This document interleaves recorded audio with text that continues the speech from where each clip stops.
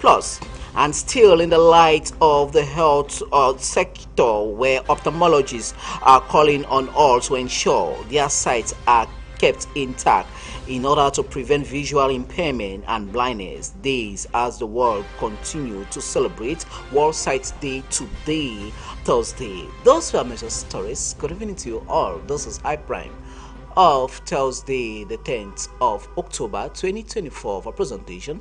I am a technical Larry Kevin Sabot. We begin this newscast with one of our lead stories. As earlier mentioned, the World Health Organization today celebrates World Sight Day, as ophthalmologists and experts are calling on all to make preventive measures so for their eyes to be kept intact.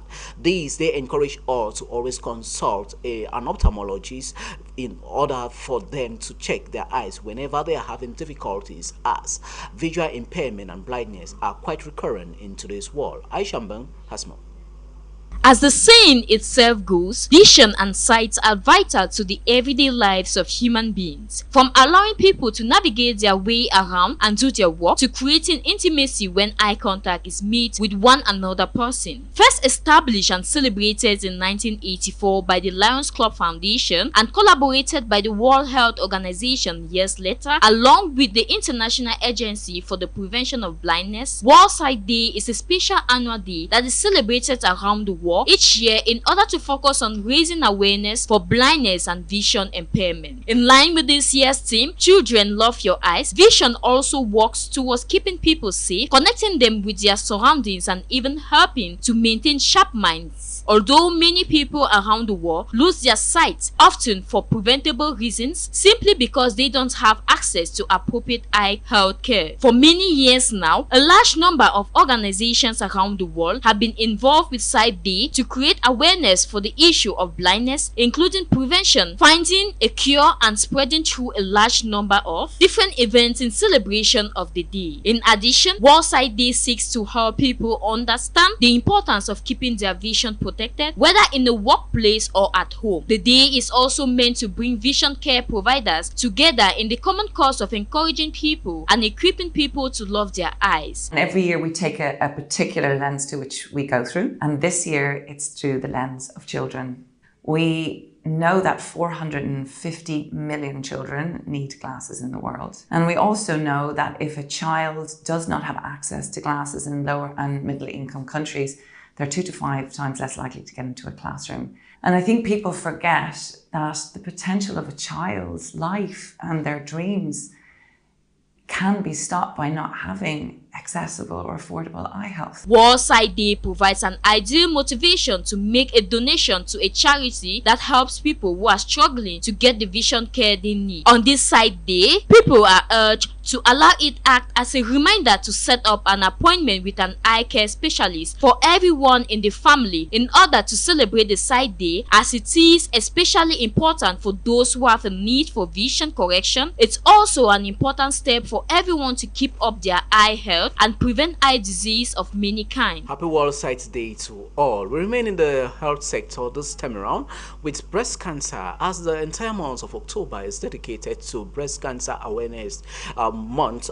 The women and girls in the southwest region and the nation at large has been advised to make sure that they go for breast cancer screening as a way to detect early detection of the disease. These as medical opines, it will go a long way to curb on the dangerous situation of breast cancer that is quite deadly and rampant all across the world. Alice Eleke Lengu Ikome tells us more. It is the Pink Week and the Breast Cancer Awareness Month. This vibrant and positive campaign aims to raise awareness about breast cancer, encourage early detection, and raise funds for breast cancer research and support services. We can say breast cancer is one of the most recurrent cancers in our days among women. And funny enough, it's not age restricted. It can, happen to any woman, female, who is already at the age of menstruation, who's developing hormones already. This can actually develop in them. So We keep hearing instances of people losing breasts and arms because of this disease. So it's actually very, very recurrent, and care must be given to it. The population is called upon during these annual events to wear pink cloth or accessories to show their support for breast cancer awareness research. Same outreach program, we're actually carrying out free screening using breast self-examination. We have members of the public actually come, and with the direction of the lab technicians, they examine themselves. And if they find anything funny, like a lump, like some nodes, we say, okay, fine, don't panic. It is not yet cancer. It needs confirmatory test. This one is preliminary. So go see a specialist now. We direct you to the specialist who will now carry further diagnostic test on you and determine whether it was breast cancer struggling to develop or is just a lump you're carrying. In Cameroon, according to the Global Can 2010 estimation, breast cancer is the most frequent cancer in women before cervical cancer, with an incidence of 27.9 per 100,000 women. Lifestyle changes associated with urbanization and the concomitant loss of traditional protective factors appears to be associated with the rising incidence of breast cancer in African women. Women are called upon to watch out for breast lumps or thickening without pain, change in size, shape, or appearance of breast, deepening redness, pitting, or changes in the size, change in nipple appearance or the skin surrounding the nipple, and abnormal or bloody fluid from the nipple. As it is always said, prevention is better than cure. Advise the young girls, if in case you have a symptom, abnormal mass in your breast or around your breast, you can go in the hospital for screening. And I also advise the young girls to be doing self-massage frequently in order to identify if there's an abnormal mass or not. During this period, everyone, both men and women, are expected to spread the news and for each and every woman to go for screening.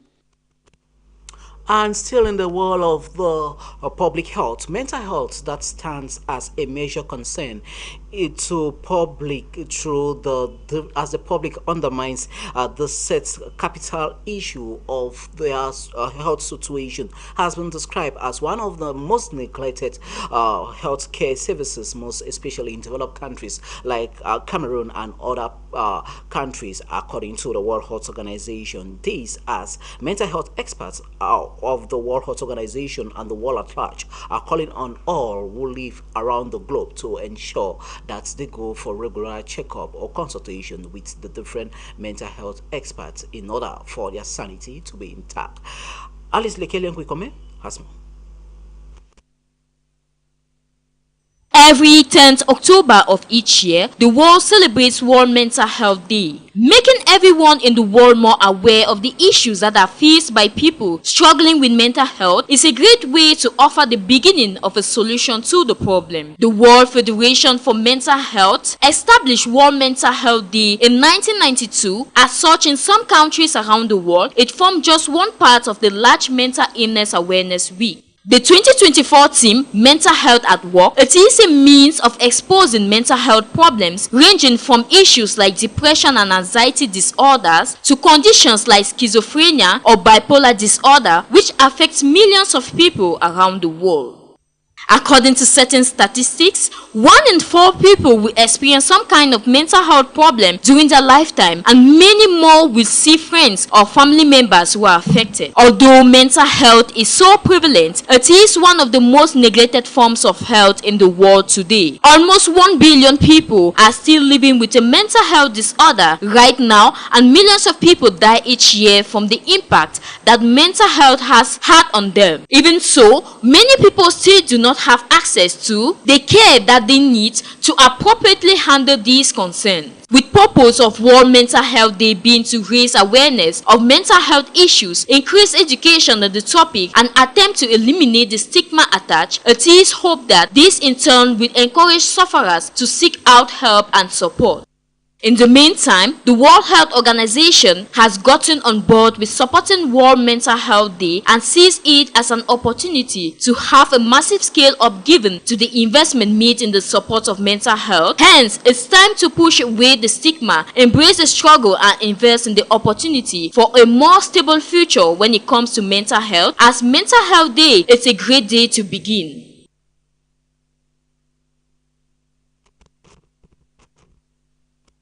That was Aisha Mbeng reporting there, and not Alice Lekele as earlier mentioned.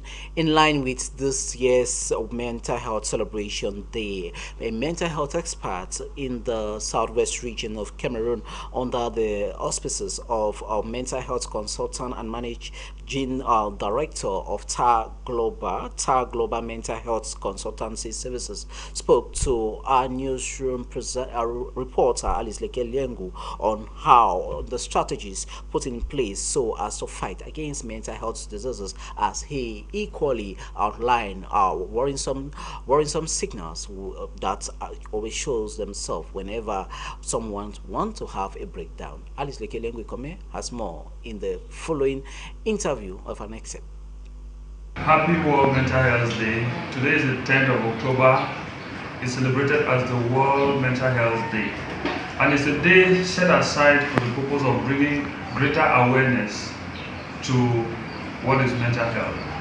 WHO says there is no health without mental health, and that means your mental health is paramount, because your mental health controls your physical health, and your physical health equally has an impact on your mental health. So we must value that, and it's a day that concerns you, and so it's celebrated. So it's you we actually celebrate, because the purpose for mental health is actually about productivity.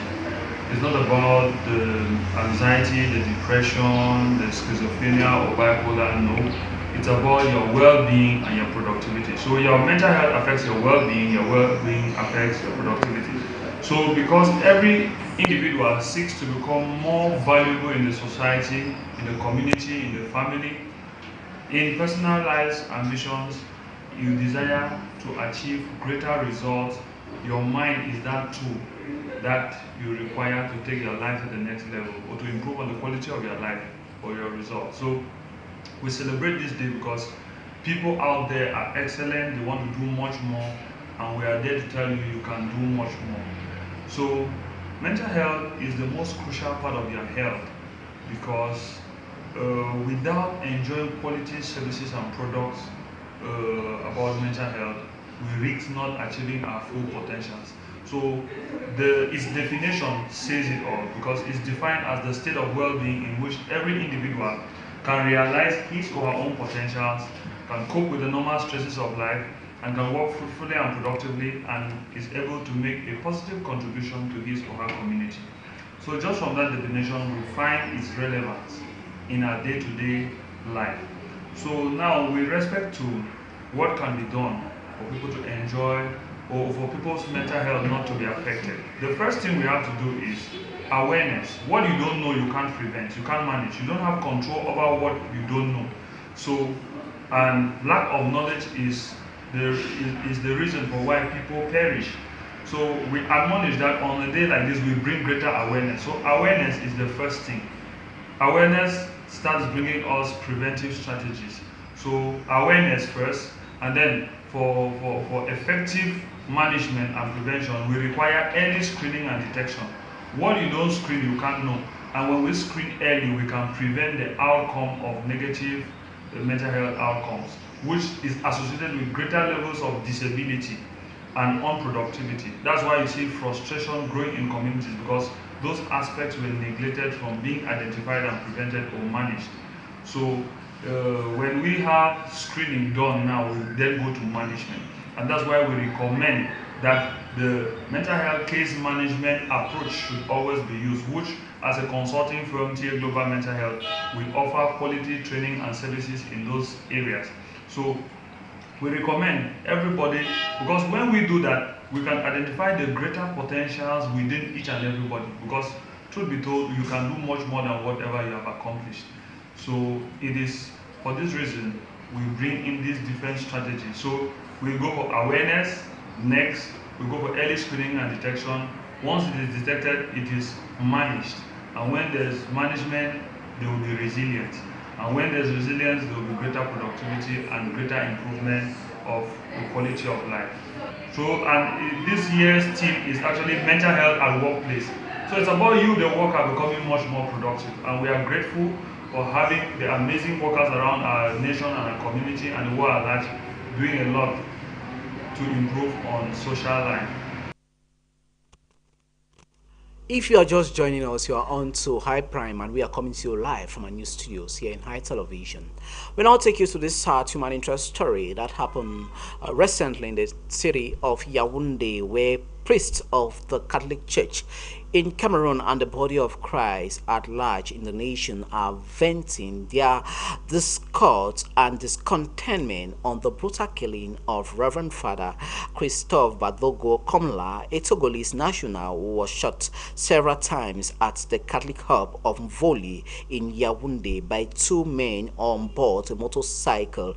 This incident happened as they snatched his bag from the set period and later on opened fire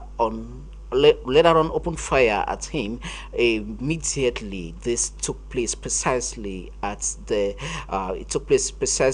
Ebenezer house over there in Voli, as the set priest from the Yagwa diocese in the far north region was about traveling out of the country to Vatican City in Italy within 24 hours. The incident took place recently at exactly 7:30 p.m. as the Catholic Church and the body of Christ at large condemns this act. This has gone further as the Archbishop of Yaoundé Diocese, His Grace Jean Braga, condemned the act and any other act against humanity.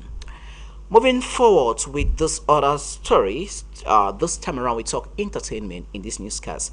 The back and forth saga between Prince Aimé and Jenny Solo, who are both claiming ownership of the hit track Viviane, a song that was released a decade plus ago in Cameroon. This conflict amounts on author's rights comes as a result or after Ivorian singer Debodo says he wants to do a collab with the set artist Prince Aimé, and as such Jenny Solo came out to say that song was his, as he explained in the following reports that comes up that he is the original author of that said song, but Prince Aimé on the other hand says he is the owner and the person who composed this hit track Viviane. Let's take a listen in the following report. Since the announcement of Ivorian singer Debodo for a remix with Cameroonian musician Prince Aimé on his hit track Viviane that was released more than a decade ago, polemics and controversies has been surmounting as Jenny Solo is claiming author's rights. In 1995, I began training Prince Aimé on how to play the guitar. In the process, I was singing my song, Viviane. I am the only composer, the one who owns the author's rights legally of the song Viviane. This outing of Jenny Solo started with the announcement of collaboration with the Bordeaux from Côte d'Ivoire that had an attachment of millions of CFA francs to be paid to Prince Aimé as compensation of the song. Prince Aimé was like a kid brother to me. When we were together, I composed and he always learned to play the instrument I sing, and later on he became my backup. Being contacted via the telephone to give his side of the story, Prince Aimé chose to remain silent, but on recent social media outing, Prince Aimé had this to say. Whenever there is success, there is confusion, but I will say this to those who matters. And on several interviews that I have accorded, I reiterate, I am the only composer and the one who owns author's rights to the song Viviane. On the side of what the law says in such wahala, a legal mind had this to say. When we look at a song, in the manner in which the artist puts the works and the way he composed the song, credit is never given to the original person who wrote the song. With this saga, some Cameroonian artists are supporting Prince Aimé, who is visually impaired, as they insist they will accompany him in this fight, as Malox is one of those who has come to support him.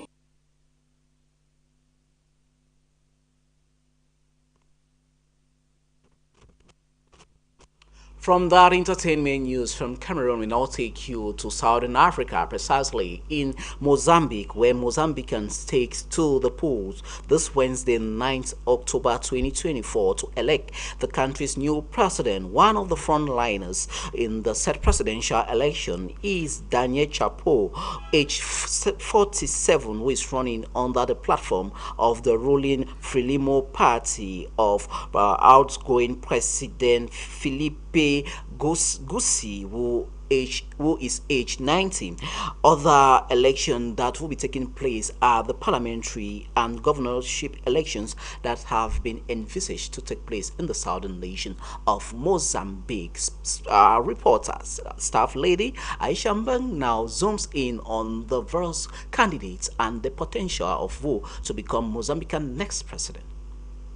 Mozambique began voting for a new president in an election on Wednesday, October 19, 2024, that could extend the ruling party's 49 years in power since the Southern African nation gained independence from Portugal in 1975. Daniel Chapo, 47, is a candidate for the ruling Front for the Liberation of Mozambique, or Frelimo, seeking to succeed President Filipe Nyusi, who has served a maximum 2 terms. According to analysts, the strongest challenge to Chapo and Frelimo's dominance will likely come from 50-year-old independent Venancio Mondlane. Additionally, Mozambicans will also vote for the makeup of parliament and for provincial governors in a country of some 35 million people that went through a bloody 15-year civil war that ended in 1992 and more recently has been shaken by an ongoing violent jihadist insurgency in the north. I am here to vote because it's a law to vote.